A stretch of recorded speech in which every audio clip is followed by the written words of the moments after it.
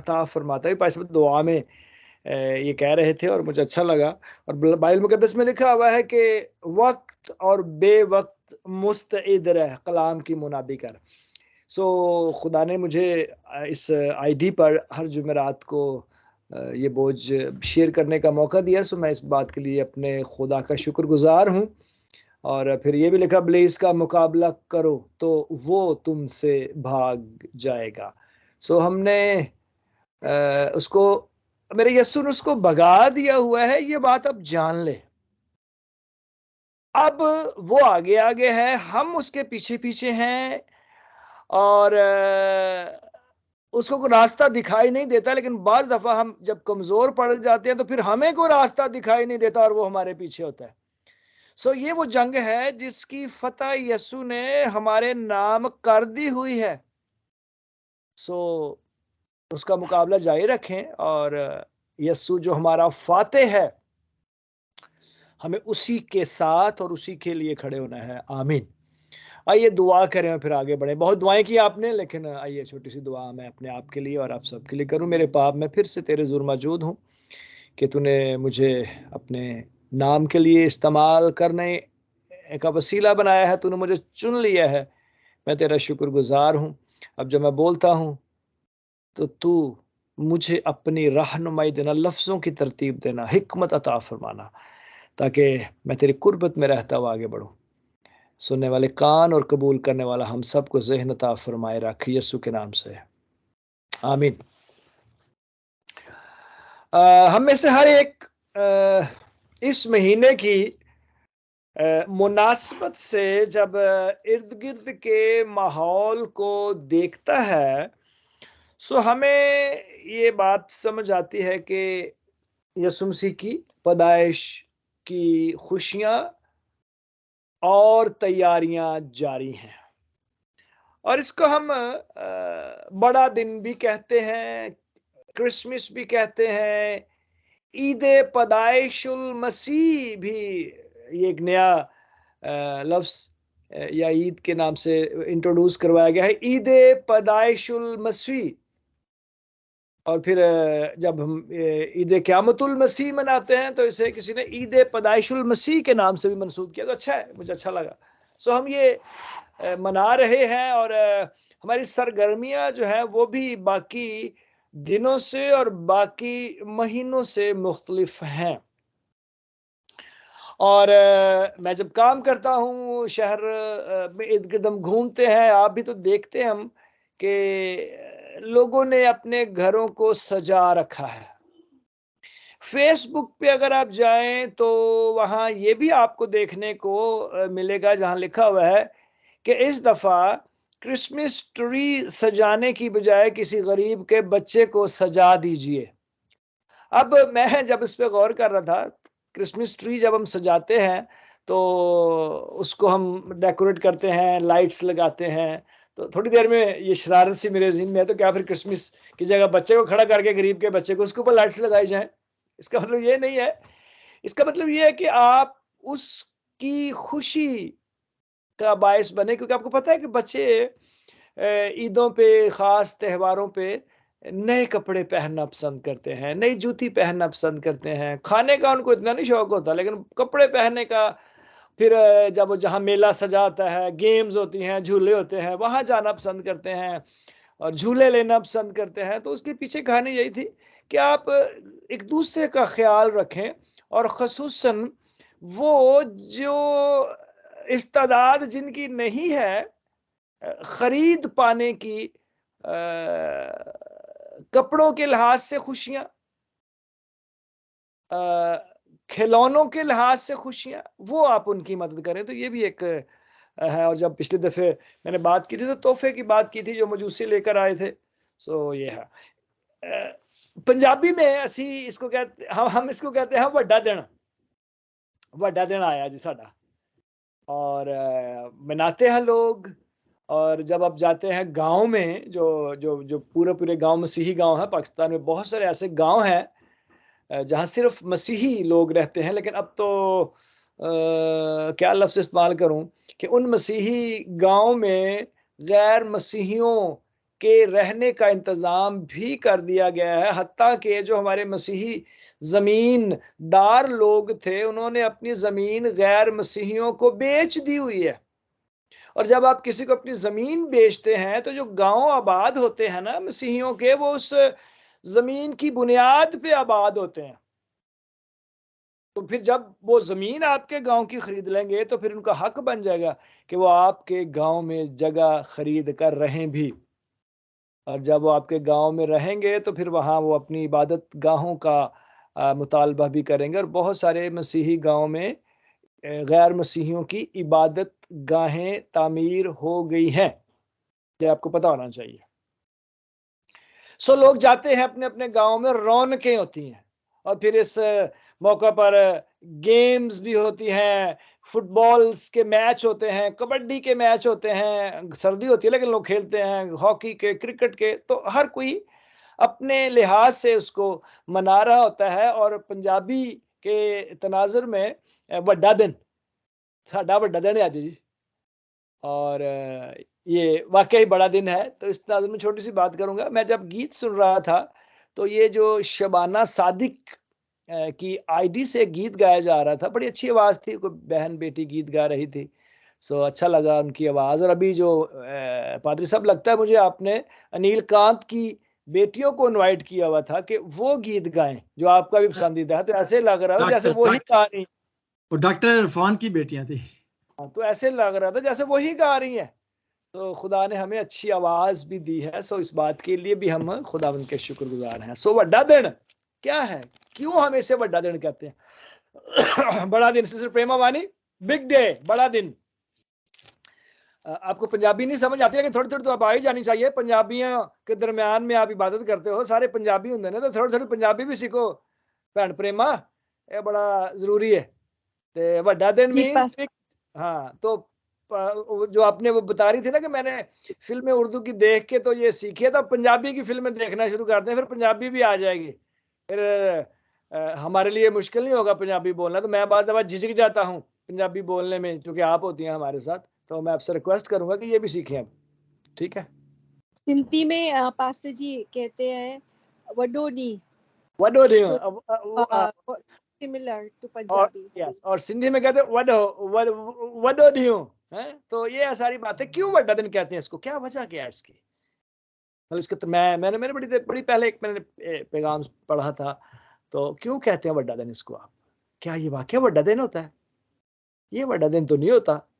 वड्डा दिन तो शायद सबसे जो है ना, बड़ा दिन मतलब घंटों के हिसाब से वो तो जुलाई में शायद, या जून में, 21 जुलाई है या जून है, ऐसे ही है अगर 22 मैं 22 जून 22 22 जून जून, हाँ, तो जून। तो बड़ा दिन तो वो होता है जो शायद 14-15 घंटे का होता है। इसको बड़ा दिन हम क्यों कहते हैं? बड़ा दिन हम क्यों कहते हैं? क्या इसके पीछे कहानी है? हम जानते हैं, उसकी एक ही वजह है। अगर हम पैदाइश की किताब में जाएँ, तो वहाँ पर वो तख्लीक का सारा काम है। फिर दूसरे बाब में खुदा ने मिट्टी से इंसान को बनाया और उस सिलसिले को आगे बढ़ाया।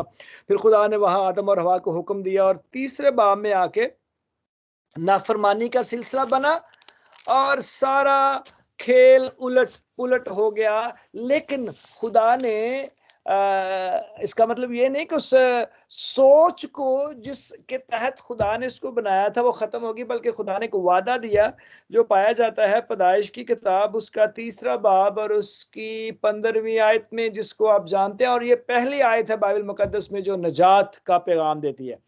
और मैं तेरे और औरत के दरमियान और तेरी नस्ल और औरत की नस्ल के दरमियान अदावत डालूंगा, वो तेरे सर को कुचलेगा, औरत की नस्ल वाला, और तू उसकी एड़ी पर काटेगा। ठीक है? और ये कहा गया है सांप से मुतल्लक, जो लानती ठहराया गया, कब? जब उसने खुदा के निज़ाम में खलल पैदा कर दिया, वो कामयाब हो गया। लेकिन खालिक की मखलूक उसका मुकाबला कर नहीं सकती। ये बात हमारे ज़हन में होनी चाहिए। और फिर खुदा ने फौरन वो वादा दिया कि ठीक है, ये सिलसिला बना दिया तूने, लेकिन मेरे पास इसका दूसरा रुख ये है कि मैंने एक वादा किया है। और वो पूरा मैं करूंगा। और फिर हम ये देखते हैं, मत्ती की इंजील मेरे साथ आप निकालें, उसका मत्ती की इंजील का दूसरा बाब,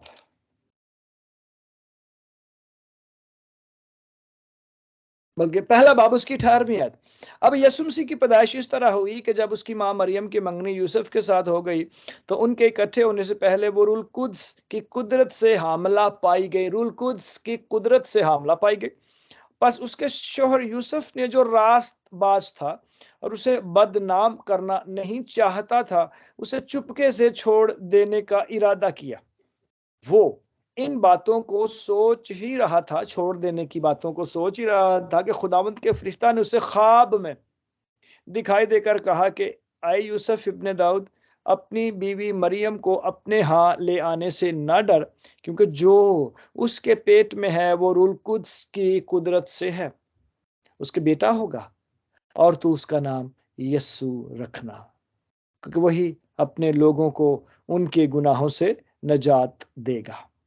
ये सब कुछ इसलिए हुआ कि जो खुदावंद ने नबी की मार्फत कहा था वो पूरा हो के, ये बात मैं पढ़ने लगा हूं, ये साया 7 बाब की 14 आयत में ये मौजूद है। देखो, एक कुंवारी हामिला होगी और बेटा जनेगी और उसका नाम इमानुएल रखेंगे, जिसका तर्जुमा है खुदा हमारे साथ।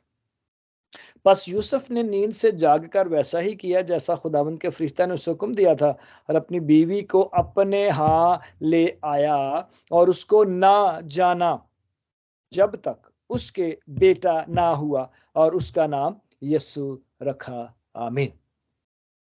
अब ये एक हवाला है, और वो हवाला जो मैंने पैदाइश की किताब 30 बाब की 15वीं आयत में पढ़ा, उसकी तकमील है। औरत से यीशु मसीह पैदा हुए, जो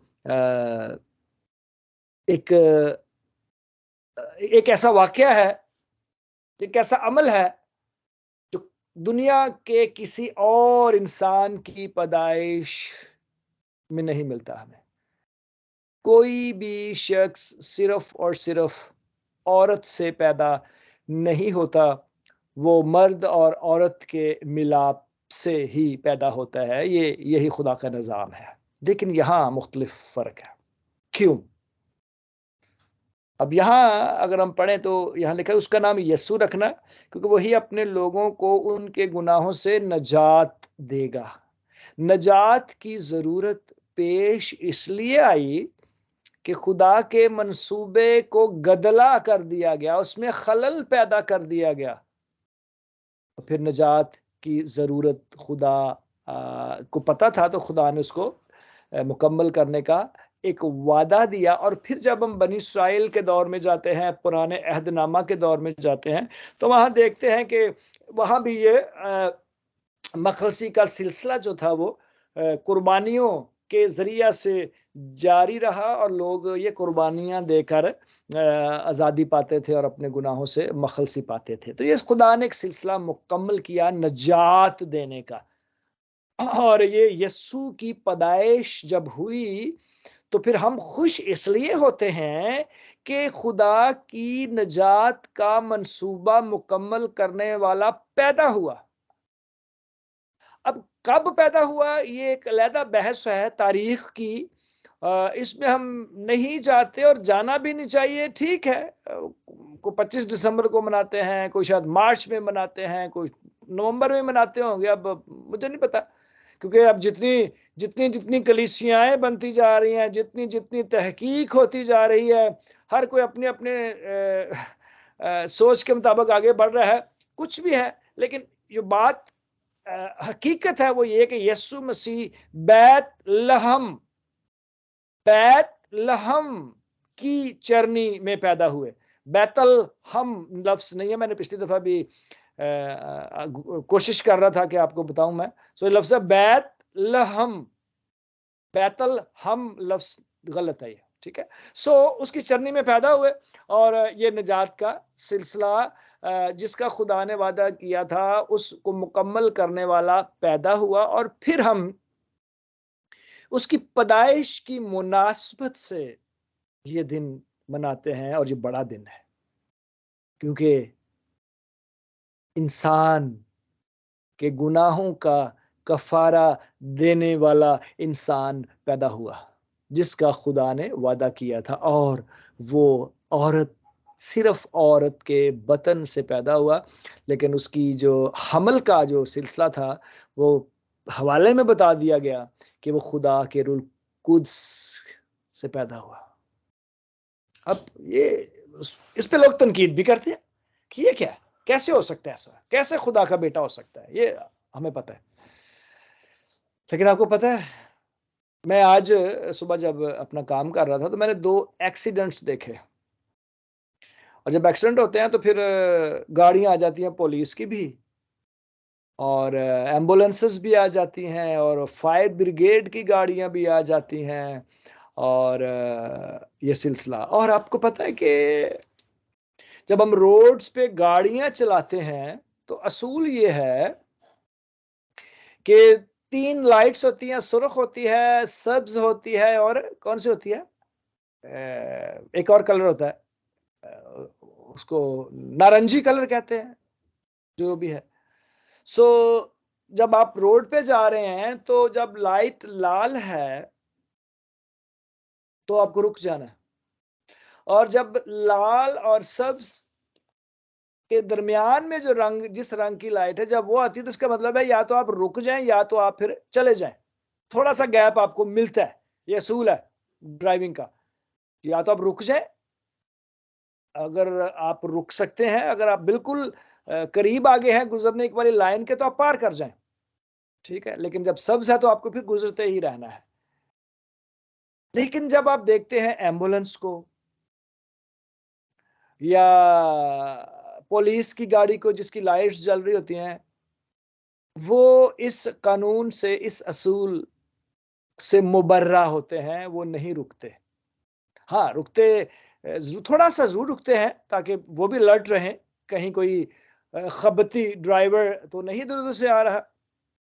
वजह उसकी ये होती है कि एम्बुलेंस की लाइट्स जब जल रही होती हैं और सायरन्स बज रहे होते हैं तो आप सारे रुक जाते हैं। और पाकिस्तान के अलावा शायद दुनिया में तमाम ममालिक में या किसी और मुल्कों में भी जैसे ही आपको सायरन की आवाज़ें आती हैं तो आप अपनी गाड़ी जो है पुल आउट करते हैं, साइड पे करते हैं और उसको रास्ता देते हैं। लेकिन मेरे पाकिस्तान में तो ऐसा नहीं है, लोग बेचारे एम्बुलेंसेज में मर जाते हैं, कोई रास्ता देने को तैयार नहीं होता जब ट्रैफिक जैम होती है। तो यहाँ ट्रैफिक जैम भी होता है, लोग पीछे हट जाते हैं, भाई पीछे हट जाओ, एम्बुलेंस आ रही है। और जो नहीं हटेगा सजा तो उसको मिलेगी, उसका लाइसेंस भी कैंसिल हो जाता है, चल अब तो गाड़ी भी चला नहीं सका। मुझे नहीं पता कितना सजा होती है। क्यों क्यों एम्बुलेंस को हम रास्ता देते हैं? क्यों वो रेड लाइट्स पे रुक जाती हैं? क्यों सायरन बजाती हुई गाड़ियां रेड लाइट्स को भी पार कर जाती हैं? तो मुझे समझ आई है, जो मैंने सीखा वो यही है कि जिंदगी का मामला होता है, जिंदगी का मामला होता है। और जहां जिंदगी का मामला हो जाए फिर वहां असूल भी खत्म कर दिए जाते हैं कि आप इनको तोड़ सकते हैं। एक जिंदगी को दुनिया में लाने का खुदा ने जो निजाम बनाया है वो मर्द और औरत के वसीला से ही है, ये असूल है ना। लेकिन खुदा ने जब इंसानियत को बचाने की बात आई तो फिर उसने अपने बेटे की पैदाइश एक औरत के बतने अतहर से उसको मुमकिन बनाया, क्योंकि इंसानियत को बचाने की बात है। और जहां जिंदगी को बचाने की बात आ जाती है वहां पर खुदा अपने असूल भी कुर्बान कर देता है, क्योंकि वो इंसान को प्यार करता है, उसका बनाने वाला है। और एक बनाई हुई चीज बनाने वाले को कितनी प्यारी है। आपने ये कहानी सुनी होगी, एक बच्चा कश्ती बनाता है और उसकी कश्ती किसी वजह से उससे खो जाती है, और फिर जिसको मिल जाती है वो एक दुकान में ला के उसको रख देता है। वो बच्चा भी उस जगह जाता है और पहचान लेता है कि ये कश्ती मेरी है, और अपने बाप से कहता है कि मैंने इसको खरीदना है। उसकी बड़ी कीमत रखी होती है, उसने कहा मैं हर कीमत देकर इसको खरीदूंगा, क्योंकि मैंने इसे बनाया है, मैं इसे किसी तरह भी अपने आप से जुदा नहीं करना चाहता। सो यहां बात है निजात की, बचाने की, प्यार की, लगन की। और हम जब ये गीत गाते हैं तो हर साल नई नई शायरी को वजूद में लाया जाता है, गीतों की सूरत में लोग गीत गाते हैं और यीशु की पैदाइश का जिक्र करते हैं, और ये महीना मुख्तलिफ होता है बाकी 2 महीनों से। मेरे नजदीक सिर्फ इसी महीने ही नहीं, हर रोज हमें यीशु की पैदाइश को और उसकी पैदाइश के मकसद को अपने दिल में जगह देते रहना चाहिए। एक दिन क्यों मुकर्रर करते हैं हम किसी भी काम के लिए? क्यों? ठीक है, वो निजाम दुनिया का है, लेकिन मेरा और आपका यीशु रोज बरोज मुझे और आपको मजबूत होते देखना चाहता है, इसलिए ये बड़ा दिन है और आपका हर दिन बड़ा होना चाहिए। 25 दिसंबर ही बड़ा दिन नहीं होना चाहिए, आपका हर दिन बड़ा होना चाहिए, क्योंकि आपकी निजात का बंदोबस्त मुकम्मल किया है मेरे खुदा ने। आज विल्सन की आवाज भी सुनी मैंने, मुझे अच्छा लगा, बड़ा अच्छा गीत गाता है ये। खुदावंद का शुक्र हो कि खुदा ने उसे आज अपनी परस्तश के लिए इस्तेमाल किया। और यही गीत जो था वो गडरियों की जब हम बात करते हैं, लूका की इंजील उसका 2 बाब, उसी इलाका में चरवाहे थे जो रात को मैदान में रहकर अपने गल्ला की निगहबानी कर रहे थे, और खुदावंद का फरिश्ता उनके पास आ खड़ा हुआ और खुदावंद का जलाल उनके चौगिर्द चमका और वो नहायत डर गए। मगर फरिश्ता ने उनसे कहा, डरो मत, क्योंकि देखो मैं तुम्हें बड़ी खुशी की बिशारत देता हूं जो सारी उम्मत के वास्ते होगी, कि आज दाऊद के शहर में तुम्हारे लिए एक मुनज्जी पैदा हुआ है, यानी मसीह खुदावंद। और इसका तुम्हारे लिए ये निशान है कि तुम एक बच्चा को कपड़े में लिपटा और चरनी में पड़ा हुआ पाओगे।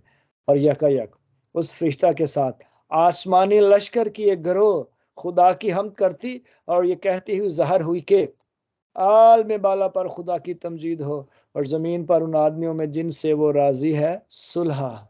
सुलह का पैगाम, सुलह का गीत गाया गया। सो यीशु की पैदाइश के तनाजुर में बहुत सारे पैगामात, बहुत सारी अपीलें पास्टर्स करते हैं और ये जारी रहेंगी। देखिए, हर पैगाम के आखिर में एक अपील होती है, क्या ये हम इस कलाम के वसीला से ये करें, इस कलाम के वसीला से ये करें, इस कलाम के वसीला से ये करें। आज का पैगाम इस बुनियाद पे मैंने आपके पास रखा है। ये होता है जब हम यीशु की पैदाइश की बात करते हैं, तो क्या अपील करें आपके साथ? निजात के पैगाम की, उसकी हम के गीत गाने की, दूसरों के साथ तहाइफ बांटने की, बहुत सारी चीजें यीशु की पैदाइश के तनाजुर में है। लेकिन आइए चरनी को याद रखें। और चरनी वो जगह होती है जहां जानवर चारा खाते हैं। कोई उसकी वैल्यू नहीं है, लेकिन एक जानवर के लिए उसकी बड़ी वैल्यू है, क्योंकि उसका वो खाने का बर्तन है, या जो बनाया गया था वहां पर वो है। तबेले में यीशु मसीह पैदा हुए। सो आइए हम अपने आप को खाली करें, ताकि वो रोज हमारे दिलों में पैदा होने का जज्बा कायम रह सके। और मुझे गीत याद आ गया, हम बड़ा कुछ करते हैं, बहुत कुछ करते हैं हर मौके की मुनासबत से, लेकिन दिल में आने नहीं देते, न तमन्ना में हम खुदा ढूंढने आ जाते हैं गिरजाओं में, दिल में आने नहीं देते। देखिए, मैंने आपके साथ एक बांटा था वो पैगाम, दरवाजा और गुनाह दरवाजा पर दबका या दिबका बैठा है और तेरा मुश्ताक है। जो मुखालफत खुदा की आसमान पर हुई वो आज भी जारी है।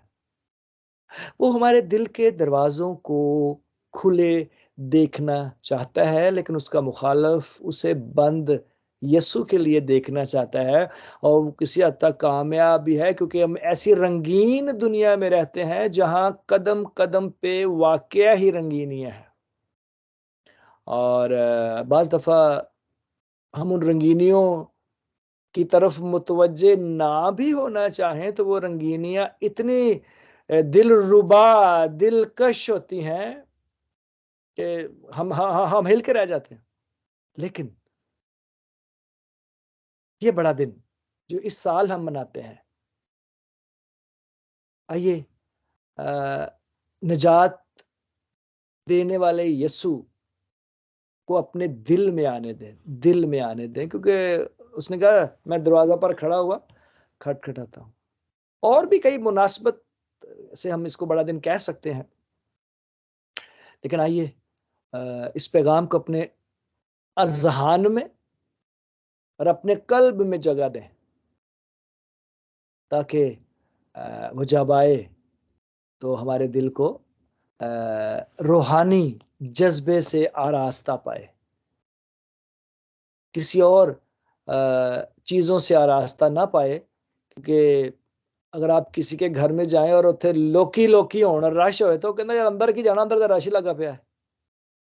तो अपने दिलों से ये दुनियावी रश हम ख़त्म करें और यीशु को जगह दें, और जब यीशु को जगह देंगे तो फिर हर उस चीज़ का रश हो जाएगा जो खुदा आपको देना चाहता है। पहले ढूंढो तुम उसकी बादशाही, तो दुनिया की सारी चीज़ें तुम्हें मिल जाएंगी। यकीन जानिए मेरी ज़िंदगी का ये तजुर्बा है कि खुदा ने बहुत कुछ दे रखा है और बाज़ दफ़ा मांगते भी नहीं है, पता नहीं चलता कहाँ से आ जाता है। क्योंकि उसकी वजह ये है कि मैंने अपनी ज़िंदगी का अच्छा हिस्सा जो जवानी है खुदा को दिया, और ये भी खुदावंद के लिए है मरते दम तक। और इसके लिए आइए एक दूसरे के लिए हम दुआ जारी रखें कि इस जज्बे में आगे बढ़ते रहें और यीशु को अपने दिलों में पैदा होने दे। बल्कि पैदा हो चुका है तो उसको ये रोज का काम है, ये रोज बरोज उसको हमने जगह देनी है। इस पे मजबूत होना हमें।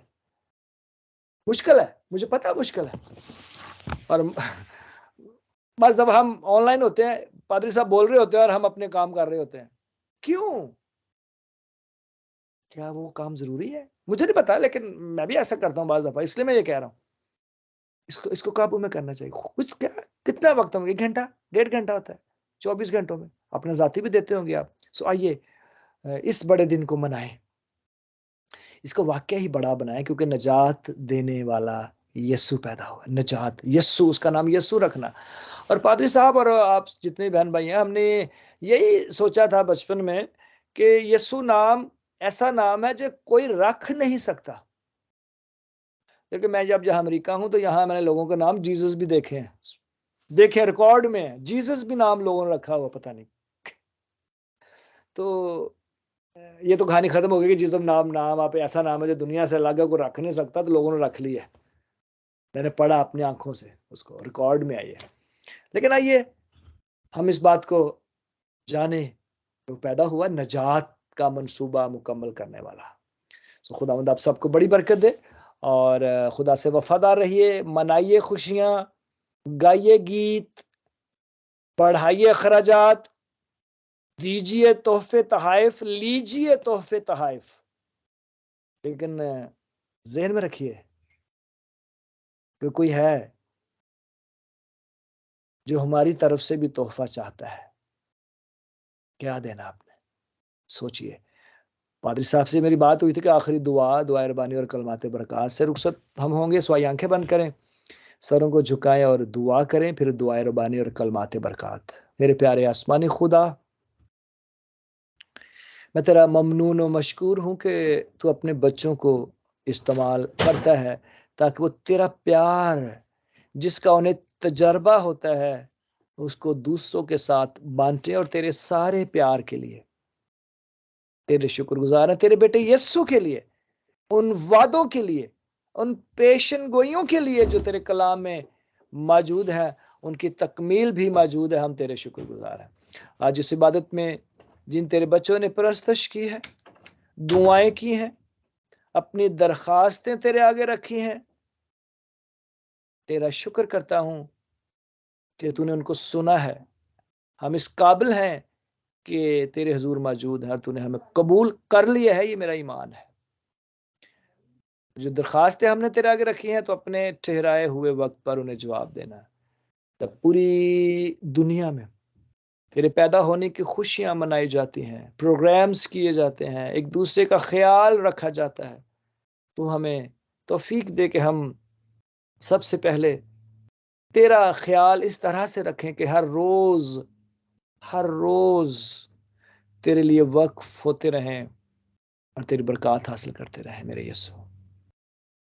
पादरी साहब को, उनके खानदान को, उनकी औलाद को बड़ी बरकत दे। हम में से हर एक जो इस आईडी पर इस वक्त मौजूद है और किसी वजह से आज नहीं आ सका, उन सब के लिए भी तेरे शुक्रगुजार हैं। जबकि ये महीना हम मसीहियों के लिए अखराजात बढ़ जाने का महीना है, मैं दुआ करता हर एक जरूरत को पूरा करना, किसी का मोहताज ना होने देना, और हमें तौफीक देना कि हम जितनी हमारी इस्तादाद है उसके मुताबिक अपने अखराजात को आगे बढ़ाएं ताकि तेरा शुक्रिया अदा कर सके और तू हमारे लिए वसाइल पैदा कर। बड़ी बरकत दे मेरे यीशु। दुनिया के अमन के लिए दुआ करता हूं, जहां बदअमनी है, सुसे मुल्क पाकिस्तान में जहां इंसानियत की तजलील जारी है, नाइंसाफियां जारी हैं, दुनिया के दूसरे मुल्कों में भी। और जब हम तेरे कलाम को पढ़ते हैं तो तूने किसी तरह से भी नाइंसाफी को पसंद नहीं किया। खुदा तूने तौफीक दे के वहां इंसानियत की कदर हो, क्योंकि तू इंसान को पैदा करने वाला है। बड़ी बरकत है खुदा। जब हम रुखसत होते हैं इस इबादत से, तो अगर रात है और हमारे सोने का टाइम है, अपने फरिश्तों की बाढ़ हमारे चौगिर्द लगाए रखना। अगर दिन बाकी है तो उसमें आगे बढ़ने की तौफीक देना, हमारी हर एक जरूरत को पूरा किए रखना, सेहत और तंदुरुस्ती जैसी नेमत से मालामाल किए रखना, ईमान की मजबूती अता फरमाए रखना यीशु जी, ताकि हम आगे बढ़ते रहें, तेरी आमद के मुंतज़िर हों, और जब तू आए तो हम तेरा हवा में उड़कर इस्तकबाल करें। बड़ी बरकत दे, दुआ को सुन, और जो कुछ हम नहीं मांग सके तू जानता है, अपने खजाने खोलकर अपने ठहराए हुए वक्त पर अता फरमाना। तेरे बेटे यीशु के नाम से ये दुआ मांगता हूँ, जिसने हमें सिखाया है, अय हमारे बाप तू जो आसमान पर है, तेरा नाम पाक माना जाए, तेरी बादशाही आए, तेरी मर्जी जैसी आसमान पर पूरी होती है जमीन पर भी हो।